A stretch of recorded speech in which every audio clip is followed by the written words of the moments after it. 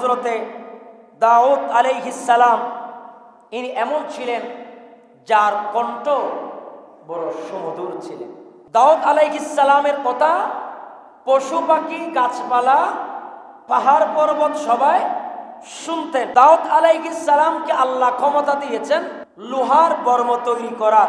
দাউদ আলাইহিস সালামের কথা সমুদ্রের কীটপতঙ্গ পর্যন্ত শুনতো। দাউদ নবীর ওয়াজ সমুদ্রের মাছ শনিবারে শোনার জন্য সবাই চলে আসতো। কিতাবের মধ্যে লিখতেছেন দাউদ নবীর ওয়াজ যেহেতু শনিবারে এক সপ্তাহে একদিন ওয়াজ।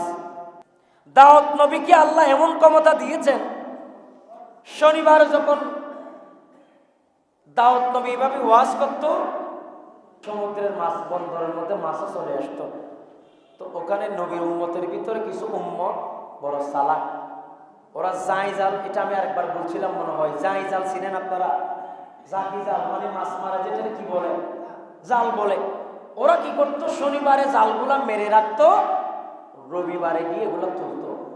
তো আল্লাহ বলেন, হাবিব আপনি আমার বন্ধু দাউদ নবী আপনি একটু তাদেরকে বলেন তারা যাতে শুধরিয়ে যায়, যদি না শুধরায় আমি তাদেরকে ধ্বংস করে দেব। তো দাউদ আলাইহিস সালামের উম্মতকে তিনি শুধরানোর জন্য বললেন। একবার দুইবার তিনবার যখন শুধরায় নেই, দাউদ আলাইহিস সালামের যে উম্মত শনিবারে ওই সমুদ্রের মাছ আসতো নবীর ওয়াজ শোনার জন্য, এদেরকে যখন তারা ধরে ফেলেছে, ওই মাছগুলো আল্লাহর দরবারে প্রার্থনা করেছে, সাথে সাথে আল্লাহ তাদেরকে বানর বানিয়ে দিয়েছে। আমি বলছিলাম দাউদ নবীর কথা, আল্লাহর নবীদের কথা বলছিলাম। আল্লাহর নবী হযরতে দাউদ আলাইহিস সালাম ইনি এমন নবী ছিলেন, আল্লাহ তাআলা দাউদ নবীর মর্যাদা কেমন বাড়িয়ে দিয়েছেন। দাউদ নবী বলেন, আল্লাহ তাআলা কোরআনুল কারীমায় এই আয়াত নাযিল করেছেন সূরা বনী ইসরাঈলের 55 নম্বর আয়াত, ওয়া রাব্বুকা আ'লামু বিমান ফিস সামাওয়াতি ওয়াল আরদি ওয়া লাকাদ ফাসসালনা ওয়া লাকাদ ফাদ্দালনা বা'দান নাবিয়্যিনা আলা বা'দিন ওয়া আতাইনা দাউদা যাবুরা।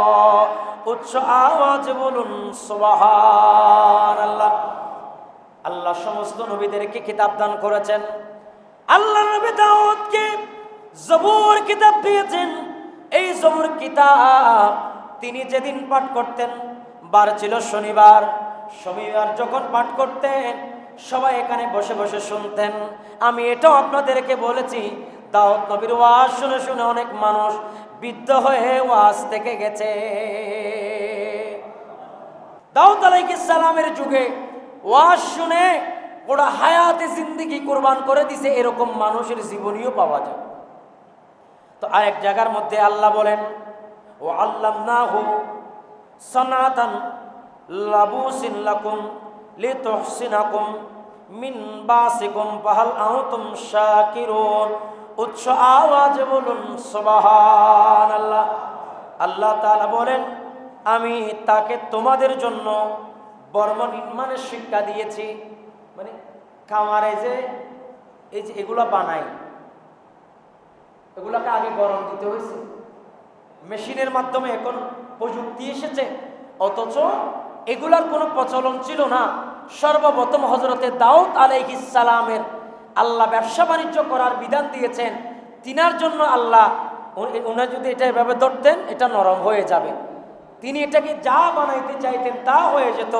সে কারণে দাউদ আলাইহিস সালাম এই বর্মের ব্যবসা করতেন। আল্লাহ তাআলা নবীদের মাধ্যমে ব্যবসা আমাদের জন্য জায়েজ করেছে। জোরে বলুন সুবহানাল্লাহ।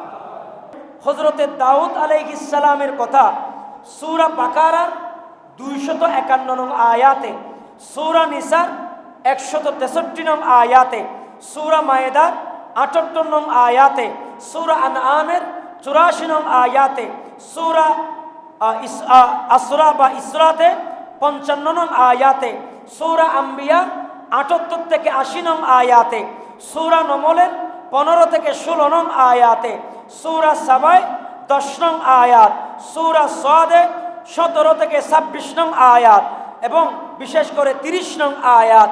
এই সমস্ত আয়াত শুধু দাউদ আলাইহিস সালামের জীবনী, এখানে শিক্ষা দেওয়া হয়েছে। একটু জোরে বলুন না সুবহানাল্লাহ। তো দাউদ নবীর জীবনী থেকে আমরা কিছু শিখে যাই। দাউদ নবী অনেক ক্ষমতার অধিকারী ছিলেন। দাউদ নবীকে আল্লাহ এত ক্ষমতা দান করেছিলেন যেটা কোনো নবীকে দান করে নাই। এরকম ক্ষমতা আল্লাহ দাউদ নবীকে দান করেছেন।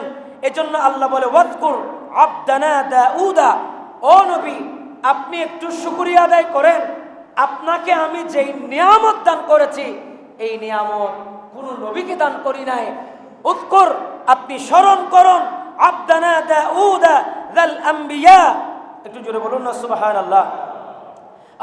আমার ভাইয়েরা, তো কুরআনুল কারীমের মধ্যে এই যে শুকরের কথা বলেছেন, দাউদ আলাইহিস সালামকে শুকর করতে বলেছেন। আর দাউদ আলাইহিস সালামের জীবনের মধ্যে আমরা দেখি সে দাউদ আলাইহিস সালাম গভীর সাম্রাজ্যের অধিকারী ছিলেন। দাউদ আলাইহিস সালাম অনেক দৌলতের অধিকারী ছিলেন। দাউদ আলাইহিস সালামকে আল্লাহ তাআলা এমন মর্যাদা দিয়েছেন যেই মর্যাদার কথা অসংখ্যবার আয়াতে আল্লাহ তাআলা বলেন, ওয়ালাকাদ আতাইনা দাউদা মিন্না ফাদলান ইয়া জিবাল ইলা আখিরিল ইবারা। এখানেও আল্লাহ তাআলা দাউদ আলাইহিস সালামের কথা বলেছেন। এবং ওয়াসাখারনা মা দাউদাল জিবাল, আল্লাহ তাআলা বলেছেন জমিনকে দাউদের জন্য আমি এমন করে দিয়েছি, দাউদ যদি বলে জমিন তুমি আমার কাছে আসো, জমিন হযরতে দাউদ আলাইহিস সালামের হয়ে যাবে। গাছপালাকে যদি বলে আমার কাছে আসো, গাছপালাও হয়ে যাবে। পক্ষীকুল, আপনার পশু পাখি দাউদ আলাইহিস সালামের কথা শুনবে। একটু জোরে বলুন না সুবহানাল্লাহ। আমার ভাইয়েরা, গভীর মনোযোগ, আমি আমার মুরব্বীদেরকে বলতে চাই, দ্ব্যর্থহীন কণ্ঠে বলতে চাই, আল্লাহর নবীদের জীবনী থেকে আমরা শিক্ষা পাই। আল্লাহর নবীরা আল্লাহর হুকুম পালন করতে দ্বিধাবোধ করেন নাই। নবীদের জীবনে আমাদেরকে কত কিছু শিক্ষা দেয়। আল্লাহর নবীর জীবনের মধ্যে দেখা যায় আল্লাহর নবী আল্লাহর ইবাদত থেকে কখনো গাফেল হয় নাই। উচ্চ আওয়াজ বলুন সুবহানাল্লাহ। গভীর মনোযোগ, আল্লাহর নবী হযরত দাউদ আলাইহিস সালামের কথা কোরআনুল কারীমের কোন কোন জায়গার মধ্যে আছেন আমি আপনাদেরকে কোরআনুল কারীম এর আয়াতের আলোকে আমি আপনাদেরকে বলেছি। এইভাবে যত নবী রাসূল দুনিয়াতে এসেছেন সমস্ত নবীদের জীবনী থেকে আমরা শিক্ষা পাই। তারা ঈমানের উপর ছিল, তারা ইবাদতের মধ্যে শামিল ছিল, তারা সবরকারী ছিল, তারা দ্বীনের জন্য কাজ করেছেন, ঠিক কিনা? আল্লাহুম্মা সাল্লি আলা সাইয়্যিদিনা মুহাম্মাদ নাবিয়িনা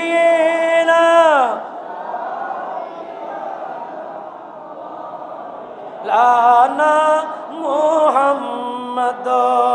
আল্লাহ তুমি দয়া করো, নাসিব করো আরে মদিনার নবীকে কবরেতে নিও না। আল্লাহুম্মা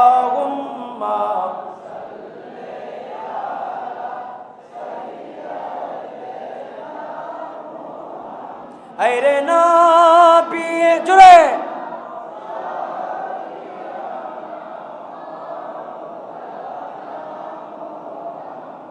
সবাই বলেন মারহাবা, আরো জোরে বলেন মারহাবা। তাহলে দাউদ আলাইহিস সালামের জীবনী শুনে আপনাদের ভালো লেগেছে? দাউদ নবীকে আমরা কখনো দেখেছি? কথা বলেন। দাউদ আলাইহিস সালাম ইনি এমন যে নবীকে উনি দ্বীনের জন্য এত বেশি কাজ করবেন। আদম নবী দাউদ আলাইহিস সালামকে 40 বছর দান করে দিয়েছেন। সুবহানাল্লাহ নহতে। আজরাইল দাউদ আলাইহিস সালামের আজরাইল আদম নবীর কাছে আসলেন 960 বছর বয়সে। তো আদম নবী বললেন আল্লাহ তো আমাকে বয়স দিয়েছেন 1000 বছর। এ আজরাইল আপনি কি ভুলে আসছেন নাকি? আমার সামনে সামনে গুড়গুড় কেন করেন? আজরাইল বলে এমন থার্মোমিটার দিয়ে আল্লাহ আমাকে সৃষ্টি করেছে, আমি কোনো বান্দার কাছে 1 মিনিট আগেও যাই না, আবার পরও যাই না। বলে আপনি একটু ভাবি দেখেন, আপনার বয়স তো 1000 বছর, এটা ঠিক আছে, কিন্তু আপনি কি কাউকে মায়া করে কোনো জিনিস দান করেছিলেন? আমাদের সমাজে এমনও আছে যে সন্তানের মায়াই পড়ে সন্তানের নামে বাবা সম্পত্তি লিখে দেয়। আরে আদম আলাইহিস সালাম তার সন্তান দাউদ নবীকে এত বেশি ভালোবাসতেন, আল্লাহকে বলে আল্লাহ তিনি তো মানুষকে হেদায়েত করবেন, আমি আমার হায়াত থেকে 40 বছর দাউদ আলাইহিস সালামকে দান করে দিলাম। খুদিন মহব্বত তাইলে নিজের হায়াত থেকে 40 বছর দান করে দেয়। তখন আদম আলাইহিস সালাম বললেন, হ্যাঁ আমি বুঝতে পেরেছি, আয় আজরাইল আমি এখন চলে যাব, আমার কোনো আপত্তি নাই, কারণ হযরতে দাউদ আলাইহিস সালাম তিনি তো দ্বীনের কাজ করবে, আমার হায়াত থেকে 40 বছর দিলাম, তিনি গোড়া জাহানের মধ্যে ঢঙ্কা বাজাবে, আল্লাহর তৌহিদের রেসালতের নবীর রেসালতের ঢঙ্কা বাজাবে, তৌহিদ ও রেসালতের ঢঙ্কা বাজছে কিয়ামত পর্যন্ত বাজবে। কথা বলেন ঠিক কিনা? আরেকজন নবীর কথা আল্লাহ কোরআনুল কারীমের মধ্যে বলতেছে, আমি আয়াতটা গত জুমায় আপনাদেরকে বলেছিলাম, যে আয়াতটা আমি আপনাদেরকে বলেছি সে আয়াতের মধ্যে আমি শুধু গিয়েছিলাম নূহ আলাইহিস সালাম পর্যন্ত। আজকে দাউদ, সুলাইমান, আইয়ুব, ইউসুফ, মুসা, হারুন, এই বিষয়গুলা হযরতে দাউদ আলাইহিস সালামের কথা শেষ করার পরে হযরতে সুলাইমান আলাইহিস সালাম, একটু জোরে বলুন সুবহানাল্লাহ। সুলাইমান নবীর জীবনী, সুলাইমান আলাইহিস সালাম ইনি আপনার এমন ব্যাখ্যা আছে যে সুলাইমান আলাইহিস সালাম একদিন খেয়াল করলেন, এটা আমি অনেকবার বলছি আপনাদেরকে, উনি একদিন সমুদ্রের মাছের জন্য আল্লাহর কাছে বলেন, আল্লাহ তুমি যদি আমাকে ক্ষমতা দাও, একদিন আই সমুদ্রের মাছ যারা আছে ইতারার একটু দাওয়াত দিতাম। আচ্ছা, পৃথিবীতে আল্লাহর কায়নাতে যত সমুদ্র আছে সব সমুদ্রের মাছ কি এক করা কি সম্ভব? কিন্তু আল্লাহ যে বলেছেন সুলাইমান নবীকে মাছের সাথে কথা বলা, কানেকশন করার ক্ষমতা কোরআনে বলেছেন, দিয়েছেন, তখন আল্লাহকে বলছেন, আল্লাহ আপনি তো বলেছেন আমাকে ক্ষমতা দিয়েছেন, তাহলে আপনি আমাকে একটা ক্ষমতা দেন, একদিনের এক বেলার খাবারের আয়োজন আমি সুলাইমান যাতে মাছল্লাই করিতে পারি। মানুষ আল্লাহ বহুত কিছু না, এখন মা এখন খাবাই, এখন বন্যায় করে ইন্দি যাই, তখন ঠিক আছে সামনে ঠিক আছে পিছনে বন্যায় করে না, উনার আয় খাবাইতাম ন, এই জাতি ধ্বংস, ইউনার নখাবাই ওদাই তোমার সমুদ্র মাছল্লা এক পালা হানা আয়োজন করছো। আল্লাহ বলতেছে ঠিক আছে করো, উট টুট জবাই করছে, ওরে হানা হানা, তো হানা ফিনা জবাই করলেন বা হানা ফিনা রেডি করলেন।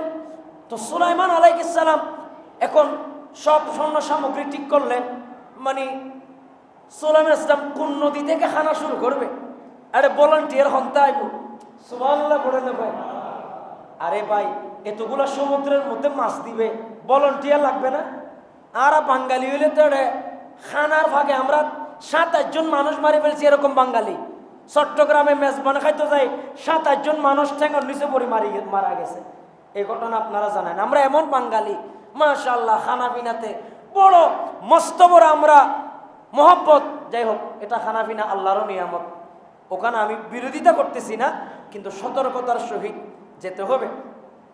তো ভলান্টিয়ার সব ঠিক করছে, ঠিক করে তো আল্লাহর কাছে একটা মাছ, আল্লাহকে বলেন, আল্লাহ আজকে নাকি সুলাইমান নবীর দরবারে খানার আয়োজন করছে, খানা পিনা আপনি একটু হুকুম দেন, আমি যাতে সর্বপ্রথম সুলাইমান নবীর দরবারে খানা খেতে পারি।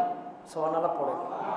তো তিনি আল্লাহকে বলেন, আল্লাহ শুনলেন, তো উনি করে দিয়েছে, খানা শুরু করলো, খানা দিতেই আছে, দেখতেছে মাছ এটা ফ্যাট বড় না, করে আছে, আরে খাইতেই আছে। সুলাইমান আসলাম বলে, অবৈধ কোথায়, এটা কি অবস্থা? খানা তো অর্ধ খাই পেলা, দুগ্গ মাছ, তো বাকি গোড়া আল্লাহর কায়নাতের মাছরে কি খানা দিব? আরে এর ঘটনা কি? ঘটনা দেখা যাইতেছে, মূল ঘটনা ওখানে যে আমরা বিসমিল্লাহি ওয়া আলা বারাকাতিল্লাহ আমরা যে খানার শুরুতে পড়ি, এটা কিন্তু ওই সময়ে মূলত মানে এটা অনেকেই জানতো না। আল্লাহ তাআলা এই বিধান উম্মতকে শেখানোর জন্য সুলাইমান নবীর মাধ্যমে এটা আমাদেরকে শিক্ষা দিচ্ছে যে তোমার ঘরে খানা বেশি নেই, মেহমান আসছে, পেরেশানি করার দরকার নেই। আপনি নিজেকে মানে আল্লাহর কাছে সুপর্দ করেন। যেমন জাবেরের ঘরের মধ্যে 1400 সাহাবী গেছে, জাবেরের ঘরের মধ্যে খানা ছিল মাত্র একটা ছাগল। জাবেরের নিয়ত ছিল মুস্তাফা এসেছে, বরকত আমার ঘরে প্রবেশ করেছে।